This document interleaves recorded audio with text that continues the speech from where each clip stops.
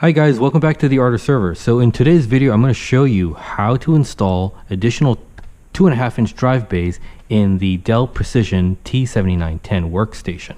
So if you're familiar with this machine, you know behind this grill here are four 3.5-inch drive bays. These come standard, and there is a 5.25-inch bay here where you can install an additional 4 2.5-inch drive bays as well. So let me open this box up and show you what I'm talking about. Alright, so let me open up the cover here, and I have to press this unlock button to release the lock on that front grille. So after pressing the unlock, I should be able to pull this down, and this will unlatch the front grille, and basically we can remove it like that. So as you can see, we have the 4 3.5-inch bays, and these come standard.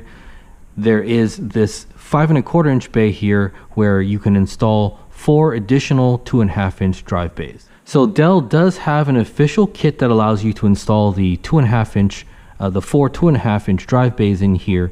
But what I've noticed is that when that kit is a little bit scarce on the market, the sellers that do have that kit available tend to charge a very high price. And so in today's video, I'm going to show you how to accomplish the same thing using aftermarket parts where the availability is a little bit more consistent. Now, I will also follow up this video with a second video showing you how to install the official Dell kit. So subscribe to my channel and stay tuned for that video if that's what you're hoping to do. Alright, so let me show you the aftermarket parts I'm going to use to install the 4 2.5-inch drive bays. Alright guys, so here's the kit that I put together using aftermarket parts. What I have here, and this is the key component, is what is the IC-Dock Tough Armor MB994SP-4SB-1, and this is basically a 5.25-inch drive rack that has 4 2.5-inch drive bays. Now this specific one, I chose this specific one because for a couple of reasons. One, because it does officially support SAS drives. Some of these do not support SAS drives where the connector doesn't allow anything but SATA drives. This will allow for both SAS and SAS drives. And in addition to that, these drive trays will allow for 15mm thick 2.5-inch drives, and that's going to be a very common form factor for SAS3 hard drives. So one of the benefits of installing 4 additional 2.5-inch drive bays is that the Dell has an onboard LSI SAS 3008 SAS controller that supports SAS3. So if you can install SAS3 SSDs in the system, you'll benefit from the additional performance. All right, so this, other than this key centerpiece, you're going to need a cable that is a forward breakout cable from SFF 8643 to 4 SATA connectors, and you want to make sure that this is a forward breakout cable. And because this drive cage, if you look at the back here, is powered by a 4-pin Molex, the T7910 only has SATA power connectors. You're going to need an additional cable to convert the SATA power to a 4-pin Molex. Additionally, I want to point out one other thing here is that on the back of the T7910, which we'll look at in a moment here, there are no fans in there to move any air through that segment of the chassis, and so we're going to be depending on the fans that are already included as part of this IC-Dock device. And so you want to make sure there's a switch here to either turn on or off those fans. You want to make sure that that is in the on position. Now, if you install the official Dell kit, the Dell kit does include 2 additional fans that you install in the back of the chassis to push that additional airflow through that section of the chassis in order to cool your drives. But in this case, we're going to be depending on the fans that are already included in this IC-Dock. All right, so let's go ahead and open up the rear of the T7910 to get this stuff installed. Alright, so the only tool we're going to need in this project is a number 2 Phillips screwdriver, and the first thing we're going to remove are the 3 screws that hold the back panel to the T7910.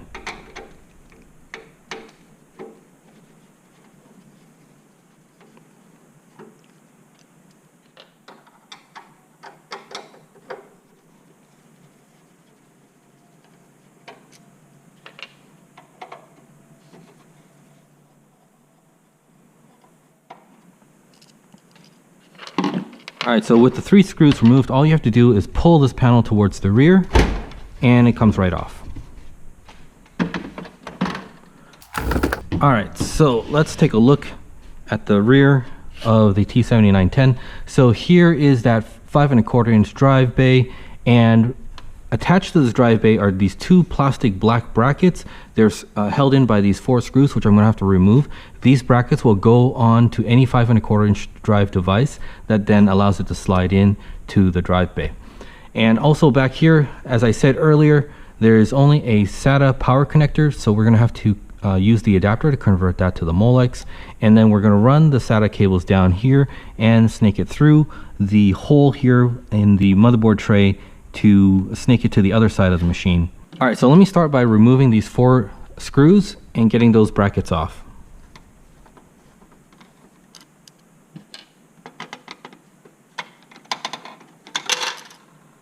All right, that comes right out. So you'll want to keep these and put these on the IC dock a little bit later here.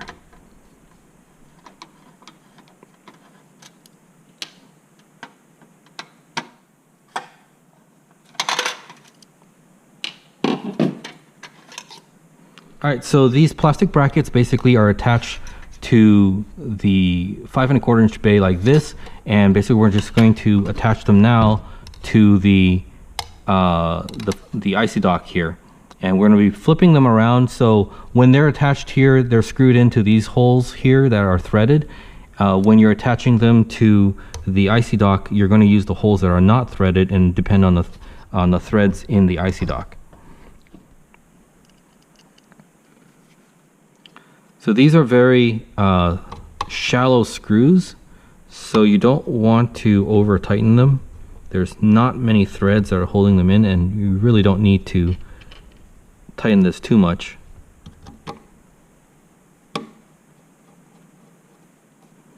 All right, let me flip this over and put the second bracket right in there.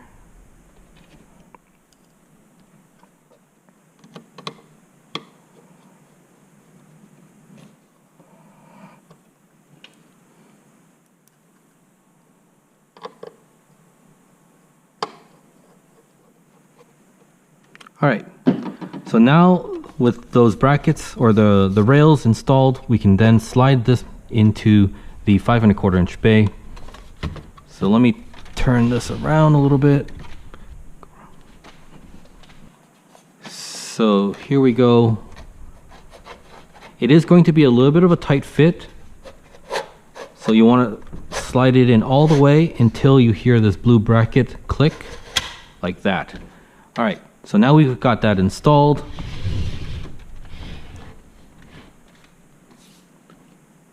The first thing I'm going to do is install the Molex to SATA power adapter.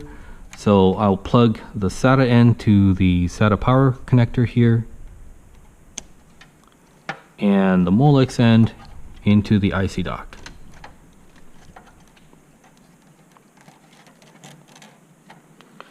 All right, and then the SATA end of the SAS cable, I'm going to plug P1 into SATA 1, P2 to SATA 2, and then SATA 3 and SATA 4. So let's go ahead and do that.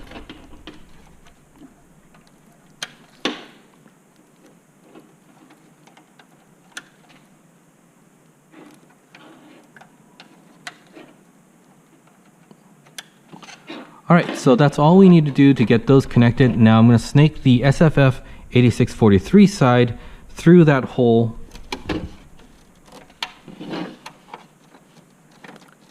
All right, so let's go to the other side of the chassis. All right, so here's the 8643 cable that we snaked through. We're gonna have to connect this to the onboard LSI SAS 3008 connector. Now to give myself a little bit more room, I'm gonna remove this air shroud. So let's go ahead and remove some of the cables that are held in here.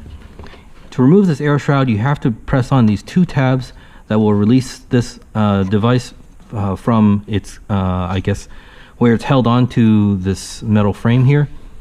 So press on that and over here, and then just slide it out this way, and it comes right off. Okay, so down here are the SFF 8643 connectors that are part of the LSI SAS 3008 controller, which I believe is this under this heatsink here. And so all we have to do is connect this cable to that second port. Now that first port, of course, is connected to the 3.5 inch drive bays that you saw earlier, and now this second port is connected to those two 2.5 inch drive bays. All right, so let me go ahead and put the air shroud back in. So this air shroud has a little tab right here. You want to make sure that it goes into this bracket right there.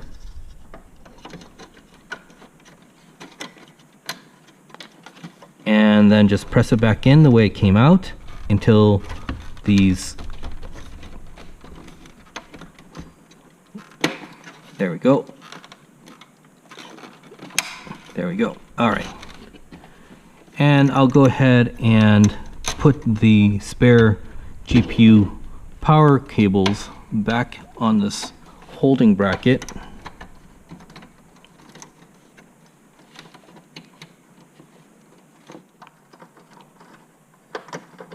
Maybe not like that. Let's do it one at a time.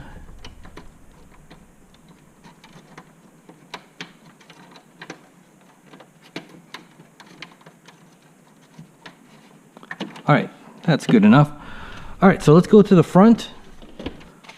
All right, so here's the front of the T7910 with those 4 2.5 inch drives attached. Now, because this is a aftermarket piece, it protrudes out as if it's a normal 5.25 inch drive, and so the grill will not go back like this normally. You have to remove the dummy cover that's right here, and to do that you basically go to the back and pull down on this tab and it comes right out. All right, so then we can basically slide this front grill and it goes right back in. So now you have 4 2.5 inch drives that are hot pluggable and easily removable. Now, one thing I will mention is the Dell official kit, which I will show you in a follow-on video, has the drives recessed more so that you can actually lock this front grill and secure those drives from being casually removed. So if that is a concern, you probably want to consider using the official Dell kit.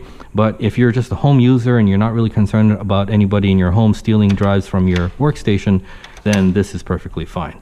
All right, so let's go ahead and close everything back up.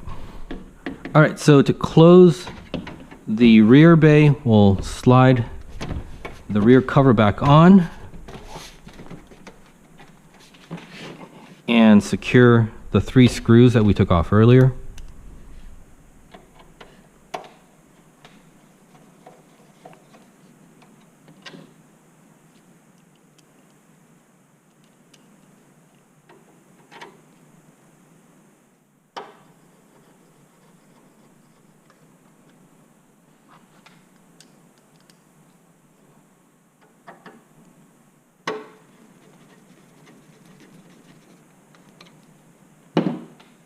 All right, and all that remains is for us to lock the front grille, and now we can put the side cover back on. All right, guys, so there you have it. Aftermarket kit that allows you to install 4 2.5 inch drives that are SAS 3 compatible, that enable you to use 15mm thick SAS 3 drives in the T7910. So this kit is relatively cheaper than the official Dell kit, but I think that the availability of these parts are a little bit easier to find.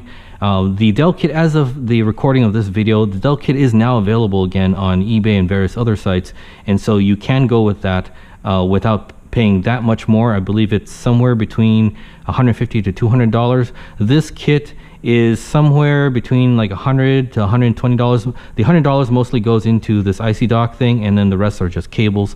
So anyway, the choice is up to you. I do like this aftermarket kit. I have been using this with SAS 3 drives and have confirmed that they do work in this setup. And again, the only drawback that I can think of here is that these drives are not locked in, and so if you are concerned about someone walking by your workstation and casually removing your drives, then this is probably not the right solution for you.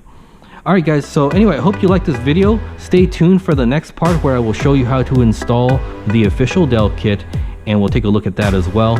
If you like this video, be sure to give me that thumbs up, and if you'd like to support this channel, go check out my eBay store. I'll leave a link down in the video description. Thank you very much for watching, and have a nice day guys. Bye bye.